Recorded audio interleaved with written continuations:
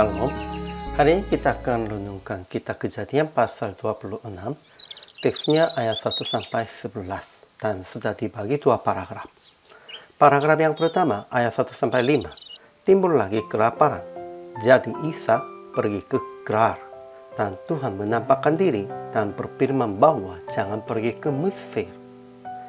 Paragraf yang kedua ayat 6 sampai 11. Ishak berkata tentang istrinya, dia saudaraku, sebab merasa takut akan dibunuh oleh penduduk tempat ini, karena Ribka elok parasnya.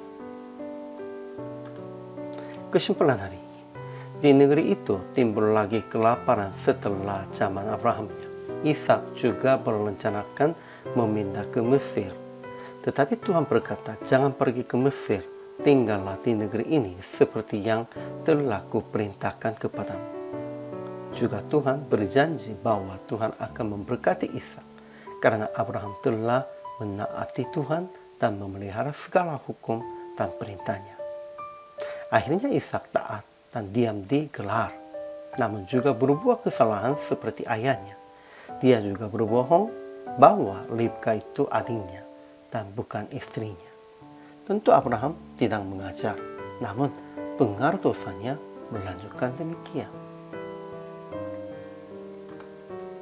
Ajaran tentang Allahnya. Pertama, Tuhan menampakkan diri kepada Ishak yang datang sampai Gerar dan berfirman, janganlah pergi ke Mesir, diamlah di negeri yang akan kukatakan kepadamu lah dan kepada keturunanmu akan kuberikan seluruh negeri ini. Di dalam rencana Tuhan, masih Ishak harus diam di tanah Kanaan. Masih belum cukup waktunya supaya nanti mereka berkatanya, tanah ini Tuhan sudah berikan kepada nenek moyang kita. Karena hanya Abraham sajanya tinggal beberapa tahun, namun Ishak pun kalau sudah pindah ke Mesir, tidak bisa berkata tentang hak milik tanah ini. Kedua, Tuhan akan memberkati semua bangsa di bumi melalui keturunan Abraham. Itu termasuknya Ishak juga. Ajaran tentang manusianya. Pertama, ketika timbul kelaparan di negeri itu, Ishak pergi ke Gerar kepada Abimelek, raja orang Filistin. Tetapi tidak sampai tanah Mesir sebab Tuhan larangkan itu. Kedua, Ishak berkata kepada penduduk Gerar, Ribkanya saudaraku, karena takut dibunuh oleh mereka sebab istrinya elok. Ya, sekalipun begitu, tidak boleh berdusta begitu. Ini sekalipun Abraham tidak mengajar, sudah mempengaruhinya kepada Ishak juga. Ketiga, Abimelek, raja orang Filistin itu melihatkan Ishak sedang bercumbu-cumbuan dengan Ribka istrinya.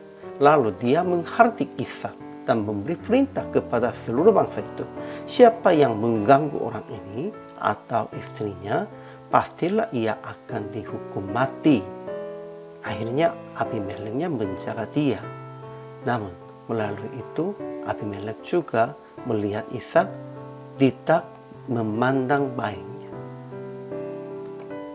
Aplikasi hari ini. Pertama, tetap diam di tempat yang Tuhan katakan kepada Anda. Jangan meninggalkan tempat itu sebab persoalan keperluan sehari-hari. Memang Tuhan tetap memberikan tempat yang kita diaminya. Itu milik pusaka atau kita harus tempatnya ini untuk bekerjanya. Di antara Abraham, Ishak, dan Yakub, dan Yusuf, hanya Ishak sajanya sepanjang hidup tidak keluar dari tanah Kanaan. Ini sangat penting. Dia berjaga tempat ini, melalui ini orang Israel bisa berkata dan bisa berkata tentang hak milik tanah Kanaannya. Kedua, jangan berdusta tentang apapun sekalipun merasa takut. Percaya Tuhan akan berjaga Anda. Tetap Tuhan berjaga. Ketiga, tetap berbuat dengan baik di dalam bimbingan Tuhan supaya menjadi teladan benar bagi anak-anaknya. Jangan berbuat yang salah, jangan melakukan dusta.